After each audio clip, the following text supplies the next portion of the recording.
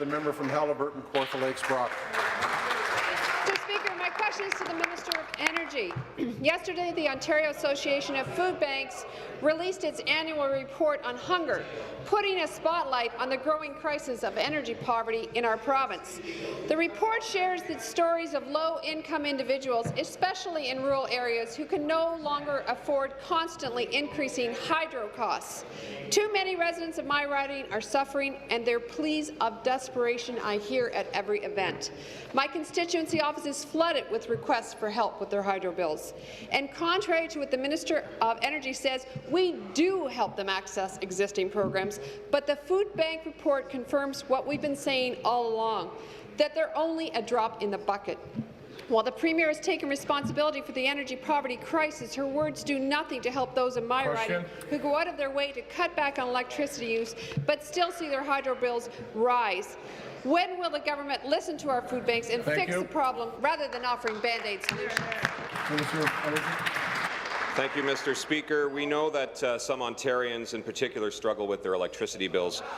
We've been aware of that, Mr. Speaker, since I've taken over this ministry, Mr. Speaker. But that's because, Mr. Speaker, we had to build the system back up from the ground that they left decimated, Mr. Speaker.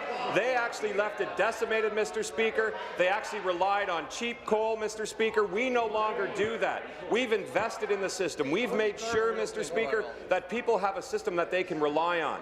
But that came with a cost, and the Premier recognizes that, Mr. Speaker. We recognize that as a government, Mr. Speaker, and that's why we brought forward the 8% reduction for all families and businesses right across the province, Mr. Speaker, and a 20% reduction as well. We also have 6 programs in place, Mr. Speaker, to help many of these families. But all of this, Mr. Speaker, I know there needs more to be done, and that's why we're moving forward with our plan, something that they don't have, Mr. Speaker. Supplementary. Through you, Mr. Speaker, to the Minister, well, not only are individuals paying the price for government's misguided policies, but so are our municipalities. In my riding, the City of Kawartha Lakes now spends over $5 million a year for hydro. They are frustrated that delivery charges are very expensive compared to urban areas, and there seems to be no remedy.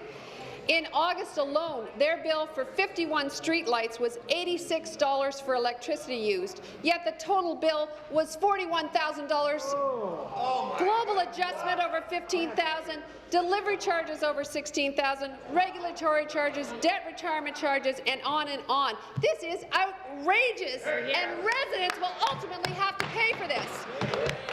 So they're going to have to pay twice, first on their hydro bills and again on their tax bill. So my question to the minister is, when will your government act to help our municipalities deal with the mess that the Premier admits she created?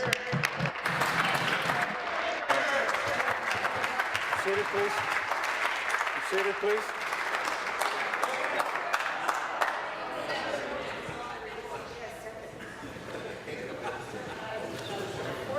Thank you, Mr. Speaker.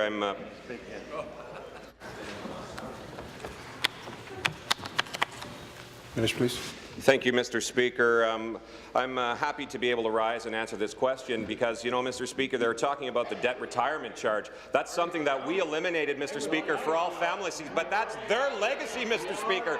They left a debt retirement charge that businesses are still paying to this day, but as the leadership of this government that's going to eliminate that, Mr. Speaker. When it comes to municipalities, Mr. Speaker, our government has worked hard over the last 13 years to improve the provincial and municipal relationship that was abandoned by them. They downloaded everything onto the municipalities, Mr. Speaker. You can ask many of our MPPs who are actually in the municipality sector before, Mr. Speaker. Everything was downloaded on.